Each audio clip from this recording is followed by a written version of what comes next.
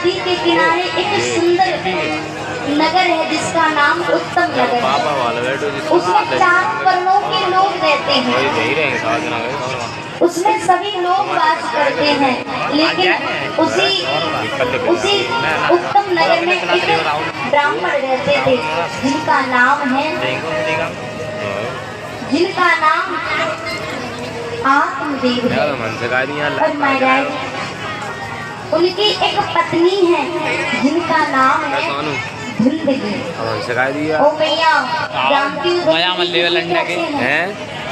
पता है धुंधली कौन होती है?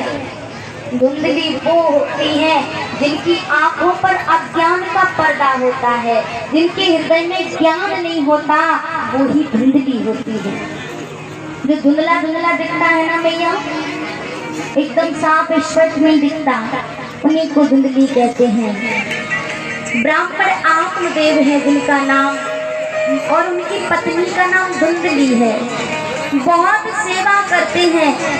आत्मदेव ऐसे राजा हैं महाराज, भगवान की इतनी भक्ति करते हैं, सब कुछ है, कोई कमी नहीं है, सारी चीज है। लेकिन क्या हुआ महाराज, उनके घर केवल एक कमी है। वो कमी क्या है? धन दौलत है, सब चीज है, लेकिन उनके घर कोई संतान नहीं है। और बताओ, घर में संतान ही ना हो तो वो घर कैसा?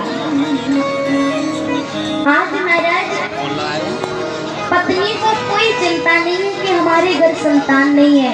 और जानते हो, उसी घर में एक गौ मैया है, गाय माता है, वो भी बांझ हो गई है। अब पड़ोसियों का आना जाना शुरू हुआ। और समझना, अगर अच्छे पड़ोसी है ये भाग्य की बात है, अगर ज्यादा अच्छे मिल गए ना तो समझना घर से ही उठाड़ करते। अच्छे पड़ोसी भी मिलना भाग्य की बात होती है। आज महाराज गाय बांझ है, कोई पुत्र नहीं है, चिंता में है। पड़ोसियों का आना जाना शुरू हुआ। आत्मदेव जी से पड़ोसी कहने लगे, महाराज आपके घर सब कुछ है, बताइए तुम्हारे घर एक तुलसी का वृक्ष है, वो भी सूख गया है, एक गाय है जिसे हम कई वर्षों से देख रहे हैं, वो बांझ हो गई है, क्या कारण है? आत्मदेव जी कहते हैं मुझे नहीं पता वो क्या कारण है कि क्यों बांझ हो गई है। लेकिन पड़ोसियों ने कहना शुरू किया, आत्मदेव तुम्हारे घर कोई संतान नहीं है ना, इसीलिए तुम्हारे पिता तुमसे प्रसन्न नहीं है, तुम्हारी दी हुई वस्तु को वो ग्रहण नहीं करते हैं, इसीलिए तुम्हारे घर कोई संतान नहीं है, तुम्हारी गाय बांझ हो गई है, तुलसी का वृक्ष सूख गया है, यही कारण है। पड़ोसी कह करके चले गए। लेकिन आत्मदेव की बना दुख है। रात्रि हुई, आज रात्रि में जंगल की ओर निकल गए। जंगल में जाकर एक वृक्ष के नीचे बैठे हैं।